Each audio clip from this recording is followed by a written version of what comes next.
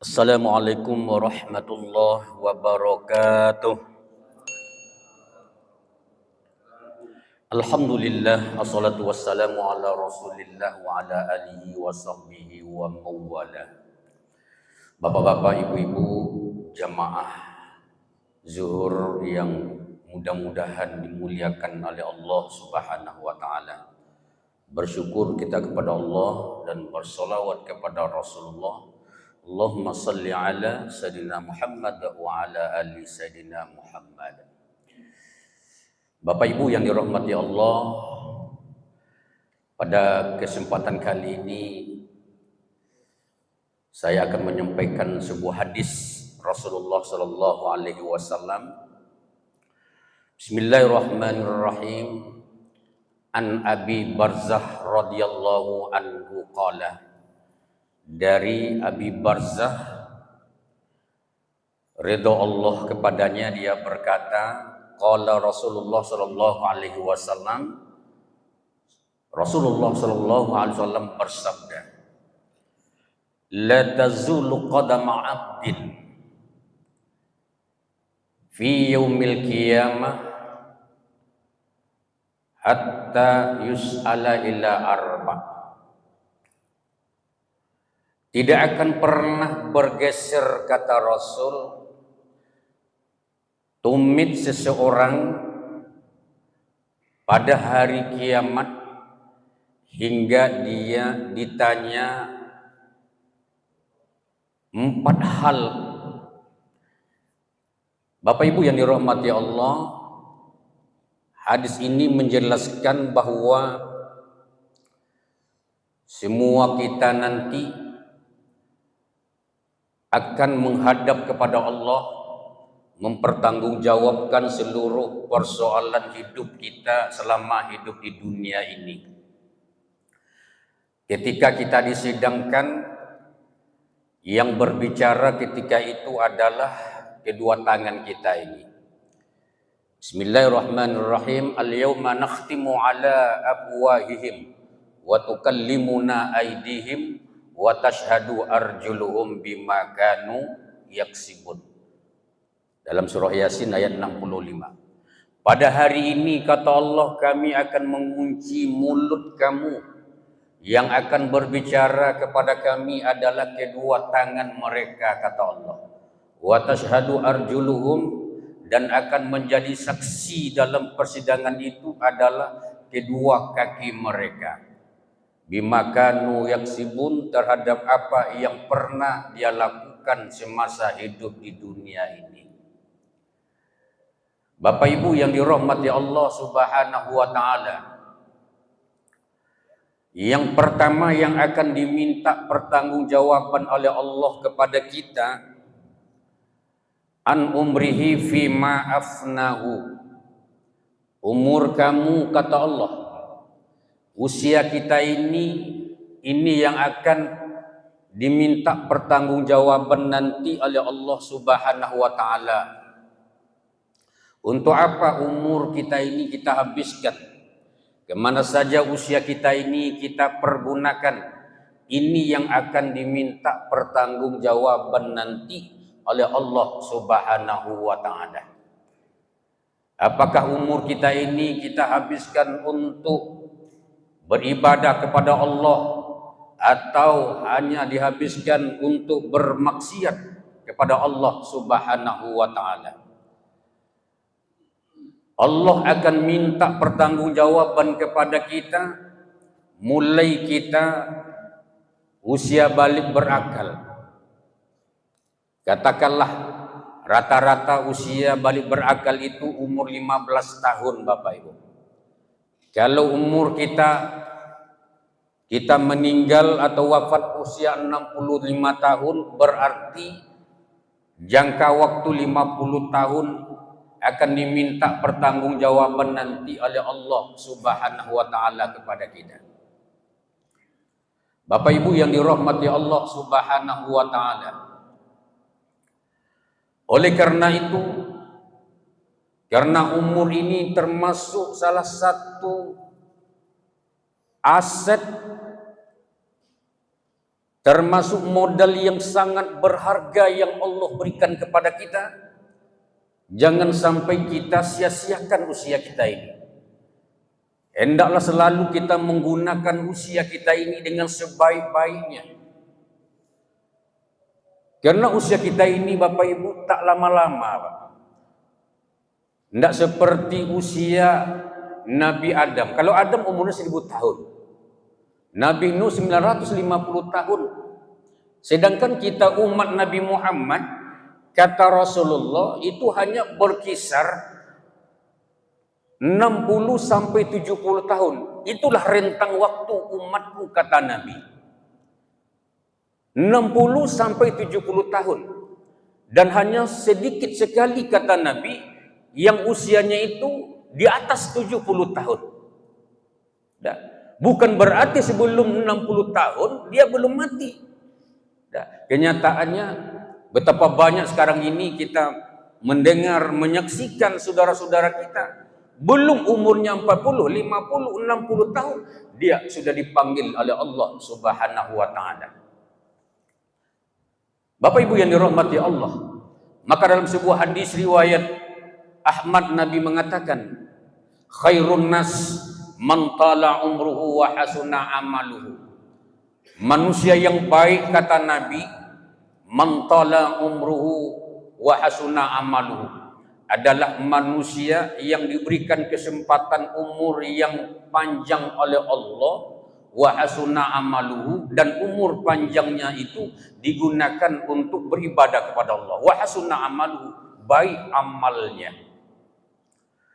Wa syarrun nas, dan manusia yang paling jelek, kata Nabi, man tala umruhu wa sa'a amaluhu, juga manusia yang diberikan panjang umur oleh Allah Subhanahu wa taala, wa sa'a amaluhu, tapi buruk amal.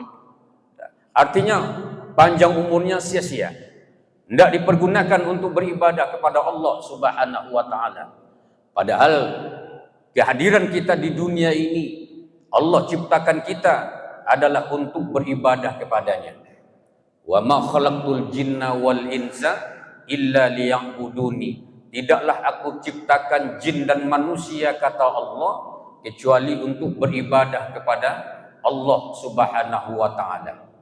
Bapak Ibu yang dirahmati Allah, masalah jodoh, rezeki, maut, pertemuan, semuanya itu adalah rahasia dari Allah Subhanahu wa taala. Semua kita ini akan menghadapi yang namanya kematian itu, Pak. Hujan turun tidak harus menunggu kita sudah mempersiapkan payung, Pak. Kalau kita diingatkan, kita mempersiapkan payung, kita tidak akan pernah kena hujan karena selalu kita mempersiapkan payung. Begitu juga mati. Mati ini tidak harus menunggu kita ini siap atau tidaknya.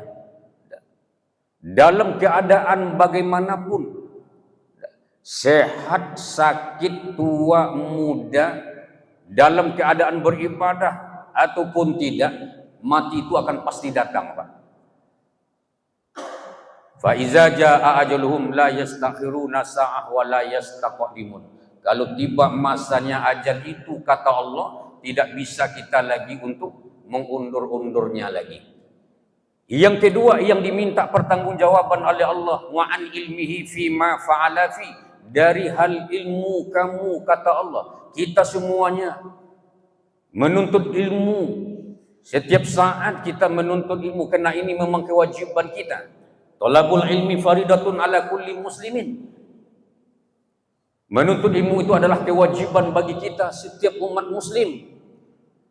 Dan menuntut ilmu itu habisnya adalah illallah, disampai kita masuk liang lahat. Semua ilmu yang kita dapatkan di dunia ini, yang dianugerahkan oleh Allah kepada kita, fima fa'ala fi, kemana kamu gunakan ilmu kamu, kata Allah. Apakah kamu gunakan ilmu itu adalah untuk beribadah kepada Allah, atau ilmu tadi kamu salah gunakan ilmu tadi? Semuanya itu diminta pertanggungjawaban oleh Allah. Yang ketiga, wa an malihi min aina kasabah, kata Allah, dari hal harta kamu. Allah amanahkan, Allah titipkan harta kepada kita di dunia ini Bapak Ibu, dan itu akan diminta pertanggungjawaban oleh Allah Subhanahu wa taala. Min ainak tasabah, dari mana kamu dapatkan harta kamu itu?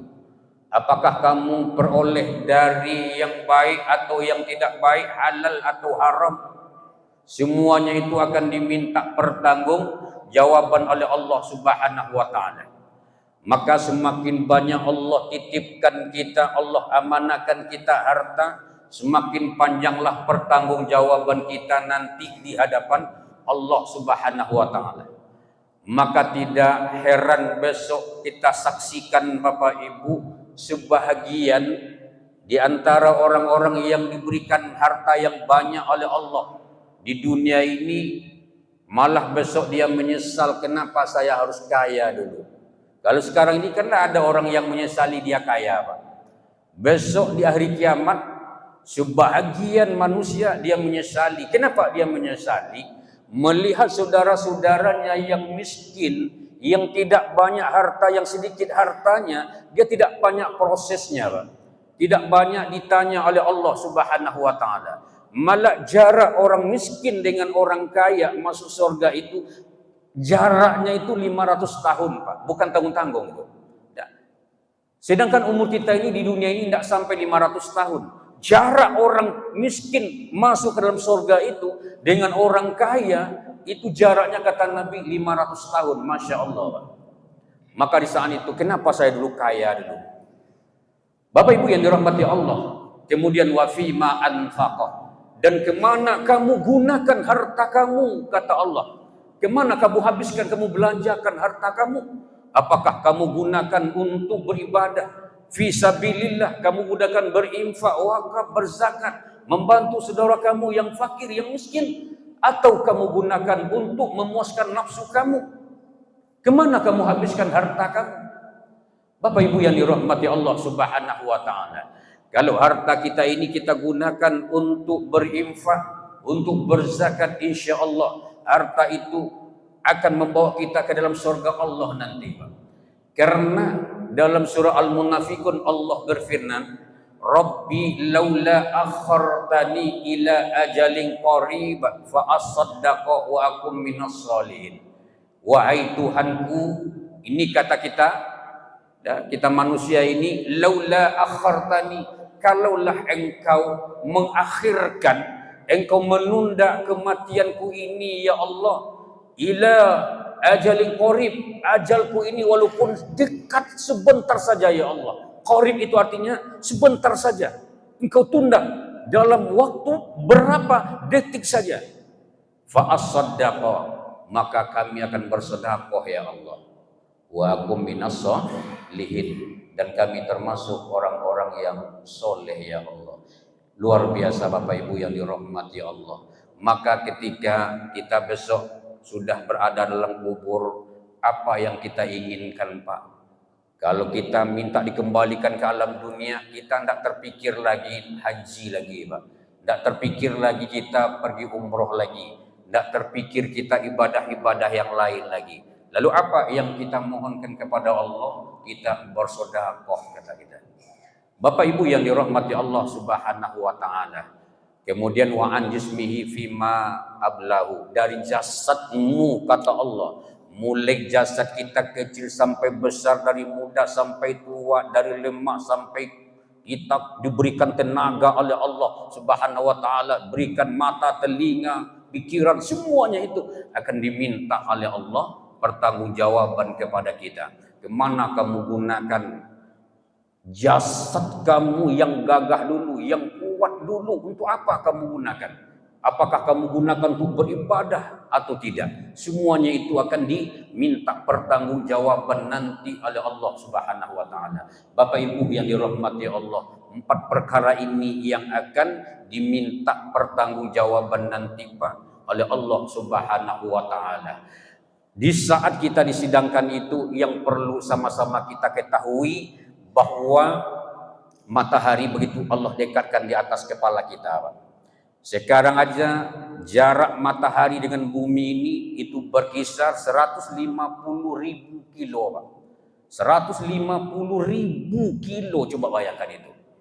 Dan kalau jarak dari Pekanbaru ini sudah sampai ke mana kita itu? 150.000 kilo, Pak. Ini jarak matahari dengan bumi ini. Dan kita tidak kuat menahan panasnya matahari ini. Kalau suruh kita tegak di depan ini, panas itu barangkali 1 jam itu udah KO kita, Pak. Udah tumbang kita ini. Apalagi ini matahari begitu dekat di atas kepala manusia itu. Inilah yang perlu sama-sama kita renungkan, Bapak Ibu. Mudah-mudahan sisa-sisa dari umur kita ini betul-betul kita gunakan dengan sebaik-baiknya. Tidak ada kata-kata terlambat, Pak. Lebih baik terlambat daripada tidak sama sekali. Tidak ada kata terlambat, oh saya udah tua, saya udah banyak umur saya ini, udah terlambat. Tidak ada kata-kata terlambat. Apa yang bisa kita lakukan hari ini? Bisa kita baca Quran, baca Quran. Bisa kita berzikir, kita berzikir. Bisa kita berinfak, berinfak. Bisa kita mendengarkan kajian-kajian agama ini, kita gunakan ini. Terima kasih Bapak Ibu yang dirahmati Allah Subhanahu wa taala. Mudah-mudahan ini bisa memberikan sedikit manfaat buat kita yang hadir ini. Terima kasih atas segala perhatian kita. Mohon maaf atas segala kesilapan dan kesalahan. Subhanakallahumma wa bihamdika asyhadu an la ilaha illa anta astaghfiruka wa atubu ilaik. Wassalamualaikum warahmatullahi wabarakatuh.